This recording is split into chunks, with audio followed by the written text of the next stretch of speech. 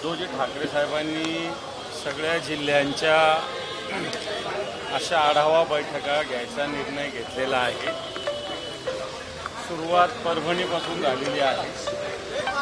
मला वाटतं येणाऱ्या 1-2 महिन्यामध्ये हळूहळू एकेका टप्प्यामध्ये दर आठवड्यात 1-2 जिल्हे अशा पद्धतीने आढावा घेतला जाईल। थोडा आयनस खाली परभणीचा पूर्ण आढावा घेण्यात आलेला आहे। जिल्हा परिषद सर्कल स्तरापर्यंत पदाधिकारी या ठिकाणी माननीय उद्धवजींच्या बैठकीला आले होते आणि वाटतं परभणी शिवसेनेचे सातत्यानं ताकद असलेला जिल्हा आहे आणि तो येणाऱ्या काळात तसाच मजबूत राहील। या हिशोबाने कशा पद्धतीने काम करावं याची एक व्यूहरचना आज करण्यात आली। खासदार पक्षासोबत पक्षासोबतच आहेत, इथल्या बैठकीला नव्हते। खासदार पक्षासोबतच आहे। त्यांच्याशी मी कालही बोललेलो आहे, 2-3 दिवसापूर्वी परभणीला होतो। त्यामुळे खासदार पक्षासोबतच आहेत। काही अडचणीमुळे ते बैठकीला आले नाही। पण ते काय बैठकीला येत नाहीत त्यामागचं कारण काय? कारण या बैठकीला ते आले नाही। मला त्यांनी परवाच्या दिवशी सांगितलं होतं की मी या बैठकीला येऊ शकत नाही, काय उद्या काही कोणाचा विवाह आहे त्यांच्या घरातल्यांचा, आज हळद कार्यक्रम आहे, त्यामुळे ते येऊ शकत नाही। त्यांनी स्पष्टपणे 4 दिवसापूर्वीच सांगितलेलं आहे। पण मातोश्रीची बैठक झाली खासदारांची, त्यालाही नव्हते। आज जी जिल्ह्याची बैठक झाली त्यालाही नव्हते, तर समजायचं काय यामध्ये? हे पहा, मला असं वाटतं मी शिवसेनेचा नेता या हेतूनं सांगतो, या नात्यानं सांगतो की ते शिवसेनेसोबत आहे।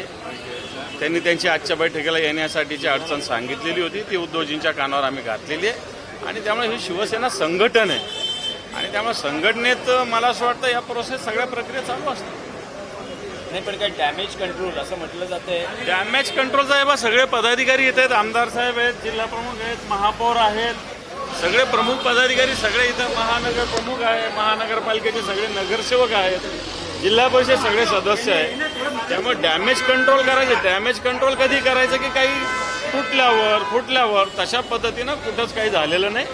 संघटना एक संघ आहे।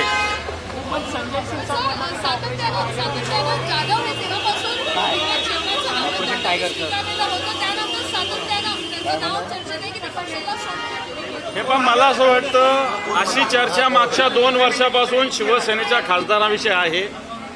एक नाही, सगळ्याच खासदाराविषयी बोललं जातं, परंतु हे अफवेचं तंत्र आहे। असं कोणत्याही शिवसेनेचा खासदार फुटू शकत नाही। सगळे खासदार शिवसेनेसोबत आहेत, हे सगळ्या खासदारांनी सातत्यानं स्पष्ट केलेलं आहे। जाणवे साहेब, काय विधान परिषदेचं काय ठरतं? एक मिनिट, काय बोललं? वाटतं संजय शिरसाटांचंच ऑपरेशन होण्याची शक्यता निर्माण झाली तर ते काय टायगर ऑपरेशन? विधान परिषदेचं काय ठरतं आहे? विधान परिषद मला वाटतं महाविकास आघाडीच्या वतीनं उमेदवार ठरतील, उद्धवजी असावे अशी सगळ्यांची भूमिका आहे। मला वाटतं याच्यानंतर उद्धवजीच निर्णय। उद्धवजींची फडणवीस यांच्यासोबत मीटिंग झाली बुधवारी मध्यरात्री। समजा जर उद्धव ठाकरे लढणार नसतील तर अंबादास दानवे हे उमेदवार असतील। मला असं वाटतं उद्धवजी ठाकरे साहेब पक्षप्रमुख आहेत, त्यांनी लढावं अशी पक्षातल्या सगळ्या नेत्यांची पदाधिकाऱ्यांची इच्छा आहे, एवढंच मी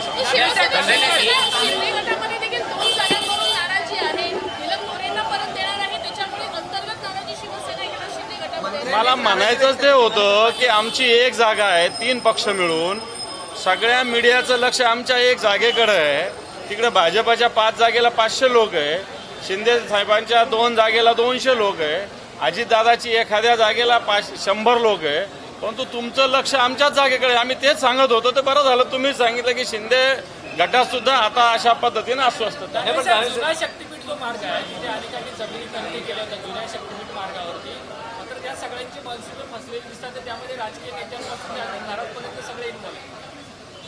जे महाराष्ट्रामध्ये वेगवेगळे प्रकल्प या महायुती सरकारच्या मार्फत घेतले जातात, विशेषतः शक्तीपीठ मार्ग असेल, नवीन MIDCs असतील, या सगळ्या रस्त्यावर या सगळ्या प्रकल्पाच्या बाजूला पुरंदर विमानतळाचं सुद्धा उदाहरण मी देईल।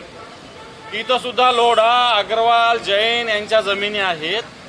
शक्तीपीठाच्यासाठी सुद्धा अनेक लोकांनी, उद्योगपतींनी, मोठ्या प्रमाणावर अधिकाऱ्यांनी, राजकीय नेत्यांनी अशा पद्धतीनं जागा घेतलेल्या आहे। आता शक्तीपीठ दुर्दैवानं त्यांच्या काही मार्ग बदललेला आहे, त्याला विरोध कायम आहे लोकांचा आणि मला असं वाटतं अशा पद्धतीनं नवीन प्रकल्प मोठ्या पद्धतीनं गैरव्यवहार करण्यासाठीच केले जातात असा आमचा आरोप सातत्यानं राहिलेला आहे. ती सत्यता बाहेर आलेली नाही. दानवे साहेब, सध्या महाराष्ट्रात चर्चा आहे एका मोठ्या बातमीची. एका ट्विटर हँडलवर बातमी आली आहे उद्धव ठाकरे आणि देवेंद्र फडणवीस भेटीची.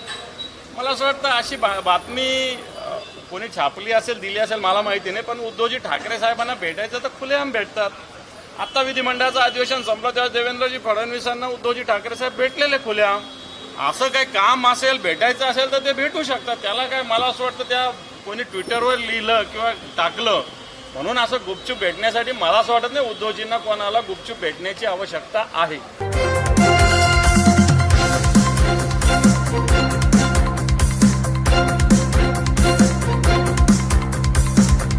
समाज साधना न्यूज, समाजहितासाठी सदैव अग्रेसर.